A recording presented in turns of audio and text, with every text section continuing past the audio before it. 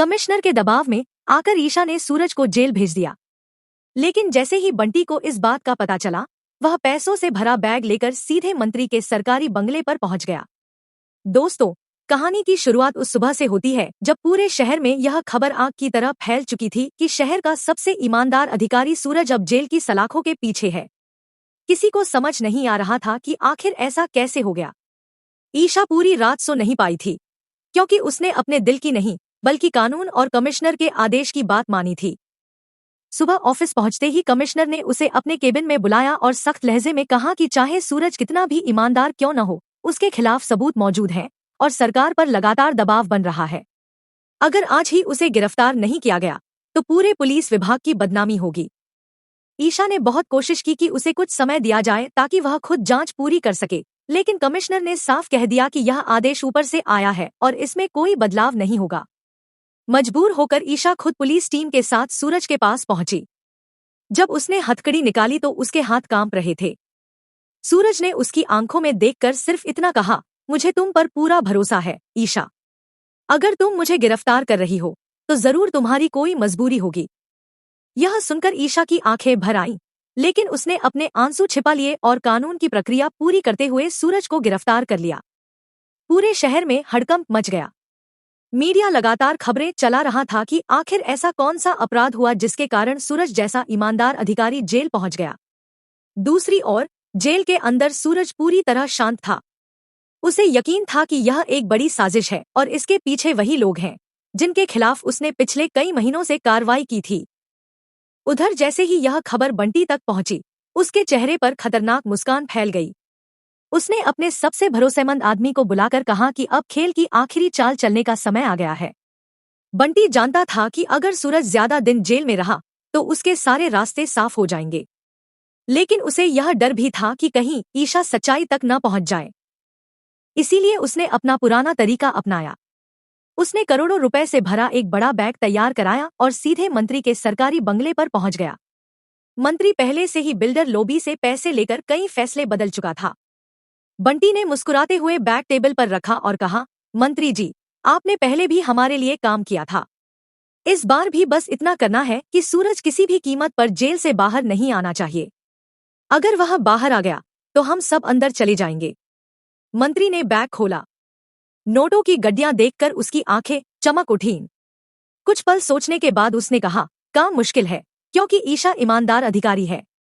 बंटी हंस पड़ा और बोला, ईमानदारी भी कुर्सी के सामने ज्यादा दिन नहीं टिकती मंत्री जी।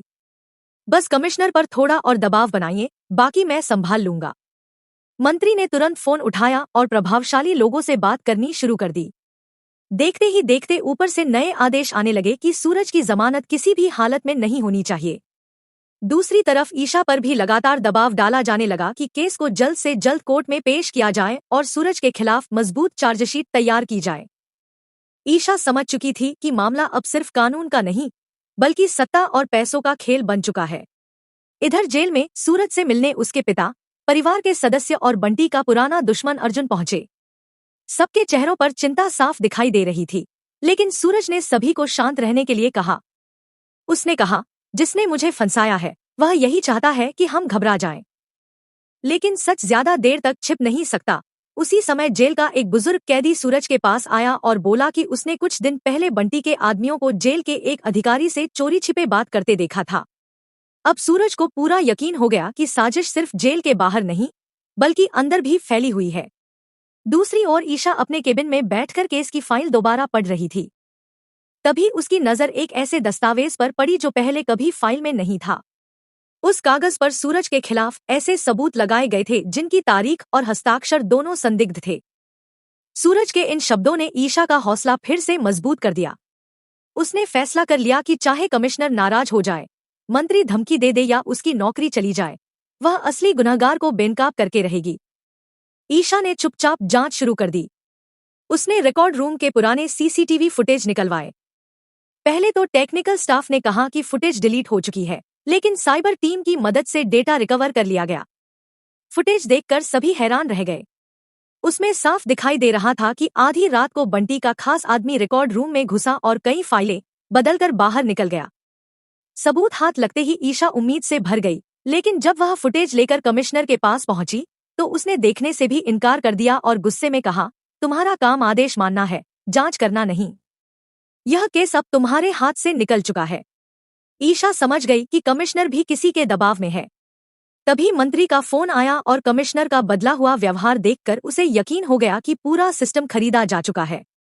बाहर निकलते ही एक अनजान व्यक्ति चुपचाप उसके हाथ में एक पेन ड्राइव देकर बोला, अगर सूरज को बचाना है तो इसे आज रात ही देखना, लेकिन सावधान रहना, अब दुश्मन सिर्फ बंटी नहीं, उससे भी बड़े लोग हैं। इतना कहकर वह भीड़ में गायब हो गया। ईशा हैरान रह गई कि आखिर यह व्यक्ति कौन था। उधर बंटी को भी खबर मिल चुकी थी कि ईशा को कुछ अहम सबूत मिल गए हैं। वह घबरा गया और मंत्री को फोन करके बोला कि अब सिर्फ सूरज को जेल में रखना काफी नहीं होगा, ईशा को भी जांच से हटाना पड़ेगा। मंत्री मुस्कुराकर बोला, उसकी चिंता मत करो, कल सुबह ऐसा आदेश आएगा कि ईशा खुद इस केस से बाहर हो जाएगी। लेकिन उसी रात ईशा ने पेन ड्राइव अपने लैपटॉप में लगाई। वीडियो देखकर उसके पैरों तले जमीन खिसक गई। उसमें साफ दिखाई दे रहा था कि बिल्डर, मंत्री, कमिश्नर और बंटी मिलकर सूरज को झूठे केस में फंसाने की साजिश रच रहे थे। सबसे चौंकाने वाली बात यह थी कि वीडियो में एक ऐसा चेहरा भी था जिस पर पूरे शहर को सबसे ज्यादा भरोसा था। ईशा समझ गई कि अब यह लड़ाई सिर्फ सूरज को जेल से छुड़ाने की नहीं, बल्कि पूरे भ्रष्ट सिस्टम को बेनकाब करने की है। ईशा समझ गई कि अब यह लड़ाई सिर्फ सूरज को जेल से छुड़ाने की नहीं, बल्कि पूरे भ्रष्ट सिस्टम को बेनकाब करने की है। लेकिन तभी उसके घर के बाहर संदिग्ध गाड़ियां आकर रुक गईं। बंटी के हथियारबंद आदमी पेन ड्राइव छीनने के इरादे से दरवाजे की ओर बढ़ रहे थे। ईशा ने तुरंत वीडियो की कॉपी बनानी शुरू की, तभी पूरे घर की बिजली चली गई।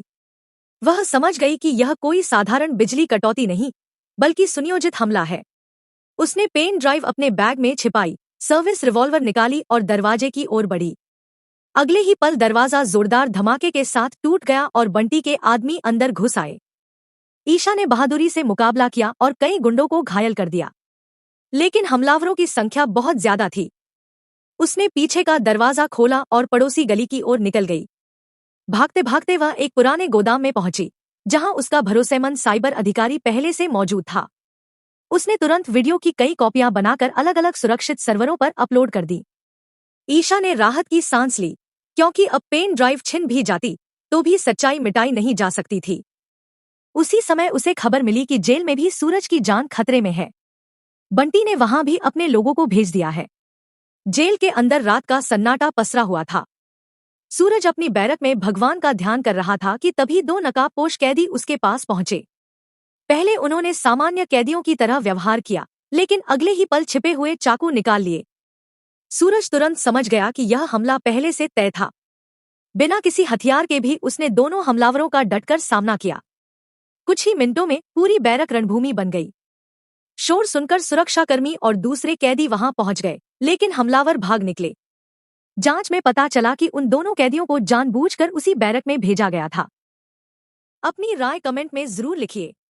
अगर आप रोज ऐसे ही लेटेस्ट एपिसोड अपडेट, बड़े ट्विस्ट और एक्सप्लेन वीडियो सबसे पहले देखना चाहते हैं तो अभी चैनल को सब्सक्राइब करें, वीडियो को लाइक करें और बेल आइकन जरूर दबाएं ताकि कोई भी अपडेट आपसे मिस न हो।